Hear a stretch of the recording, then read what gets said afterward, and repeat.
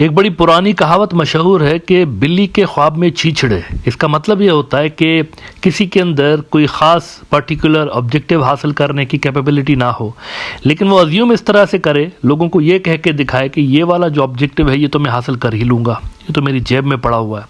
हमारे रीजन के अंदर भी कुछ ऐसी सूरत हाल पैदा हो गई है, बिल्ली के ख्वाब में चींचड़े वाली। इंडिया के अंदर बहुत से एक्सपर्ट्स ये समझते हैं कि ये जो नरेंद्र मोदी का हालिया दौरा अमेरिका हुआ है, इसमें नरेंद्र मोदी ने काफ़ी कुछ हासिल किया है बांग्लादेश के हवाले से। इंडिया के एक्सपर्ट्स रिवील करते हैं कि ये जो मीटिंग हुई डोनाल्ड ट्रंप की और नरेंद्र मोदी की, इसमें नरेंद्र मोदी ने ब्रीफ किया डोनाल्ड ट्रंप को कि किस तरह से शेख हसीना धपड़दूस हुई और उनके जाने के बाद इस्लामिस्ट आ गए वहाँ पर, इन्वर्टेड कॉमास में इस्लामिस्ट। और उन्होंने कहा कि अगर इनको रोका नहीं गया तो फिर तो ये टोटल धपड़दूस कर देंगे, जिहादी आ जाएंगे यहाँ पर बांग्लादेश के अंदर और बड़ा मामला ख़राब हो जाएगा सबके लिए। और इसके साथ वो ये भी क्लेम कर रहे हैं कि हमने डोनाल्ड ट्रंप को इस बात पे तो कम से कम राज़ी कर ही लिया है कि जल्द से जल्द वहाँ पर इलेक्शंस करवाएं ताकि ये जो मौजूदा सेटअप है ये घर जाए और कोई दूसरा सेटअप आ जाए।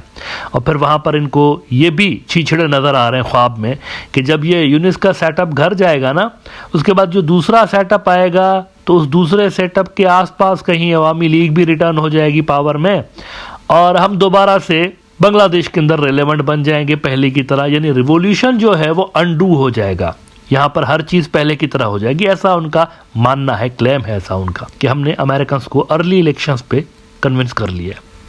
स्वराज्या इंडियन न्यूज़ आउटलेट है, ये कहते हैं Trump's defence to Modi on Bangladesh stirs up Dhaka and puts Yunus on the back foot. Look at that. वो बंदा कमेंट करने को तैयार नहीं हुआ, ज्वाइंट स्टेटमेंट में लफ्ज बांग्लादेश ऐड करने को तैयार नहीं हुआ, लेकिन ज़रा ख्वाब देखिए, चींचड़े देखें ख्वाब के अंदर कि बस पैनिक में आ गए हैं ढाका वाले कि ये क्या हो गया, डोनाल्ड ट्रंप तो मिल गया नरेंद्र मोदी के साथ। India will back the move to force the Yunus regime to hold parliamentary elections by the end of this year. आप क्या बैक करेंगे उसको? ये कौन सी बात हुई? आप कहाँ से बैक करेंगे इंडिया? आप तो पोजीशन में ही नहीं है डिक्टेट करने की। अब भाई ये जो ईयर एंड की डेट है ये तो खुद मोहम्मद यूनिस ने दी हुई है, आप कहाँ से उसको फोर्स करेंगे? ये तो उसकी अपनी दी गई डेट है और ये कई हफ्ते पहले डेट दे चुका है कि 2026 की शुरुआत में होंगे या 2025 के एंड में इलेक्शंस होंगे। ये तो कई हफ्ते पहले डेट डिसाइड हो चुकी है। तो इंडिया जो है ना यहाँ पर कोई रेलेवेंस नहीं रखता, ये डेट कोई इंडिया की मर्जी से पूछ के नहीं दी गई, उन्होंने खुद ही दी हुई है असल में। लेकिन इसमें वो जो मैंने शुरू में बात की नरेंद्र मोदी और डोनाल्ड ट्रंप की मुलाकात का अंदरूनी जिक्र करते हुए उन्होंने कहा है, अंदरूनी जो बातें हुई हैं वो इन्होंने रिपोर्ट की हैं। कहते हैं कि according to top sources in India's ministry of external affairs, Modi and Trump discussed Bangladesh in their bilateral.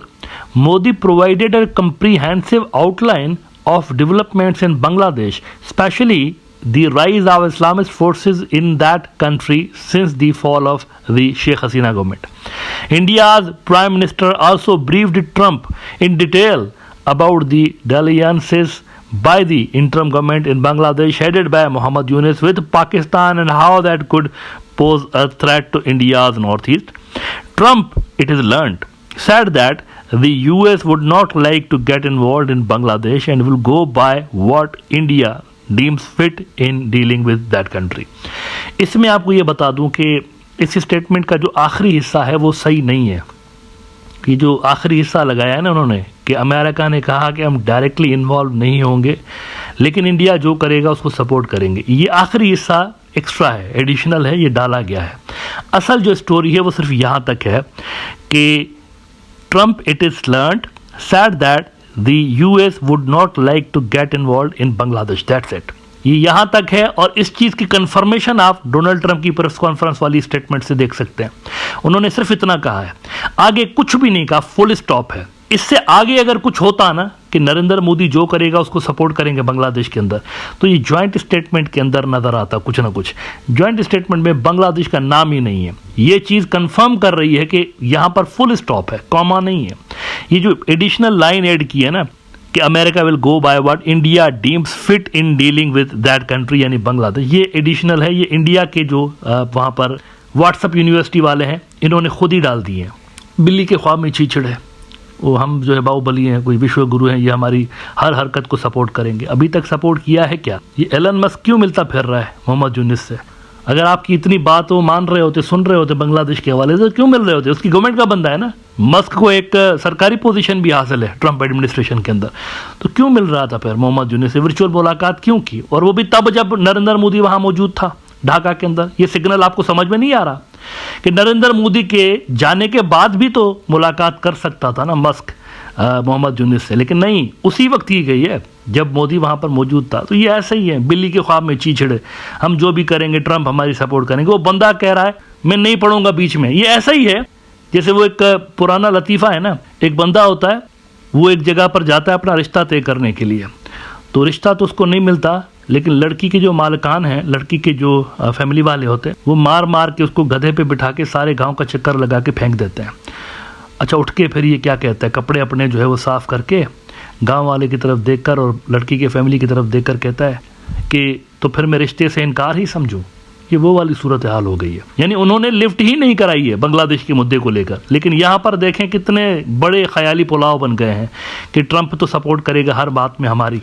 अच्छा, मीनवाइल बांग्लादेश के पॉलिटिकल सेटअप में चूंकि इंडिया की जगह नहीं बन रही, तो ज़ोरों शोर के साथ कोशिशें की जा रही हैं अभी तक कि यहाँ पर किसी तरह की कोई रिफ्ट क्रिएट करवाई जा सके, ख़ास तौर पर 2-3 पॉलिटिकल प्लेयर्स के दरमियान। बीएनपी और जमात इस्लामी के दरमियान एक रिफ्ट क्रिएट करने की इंडिया कोशिश कर रहा है। इंडिया बीएनपी को कह रहा है कि आप खुद को डिस्टेंस करिए जमात इस्लामी के अलायंस से, और इसकी वजह वो ये बता रहे हैं कि देखो जमात इस्लामी वाले जो हैं वो उनके साथ मिल गए हैं स्टूडेंट्स के साथ, ये दोनों हुकूमत बनाएंगे, आपको साइड लाइन कर देंगे। इसी आर्टिकल के अंदर वो कहते हैं the Yunus regime which has strong links with the country's radical Islamists has the Bangladesh Jamaat-e-Islami on its side.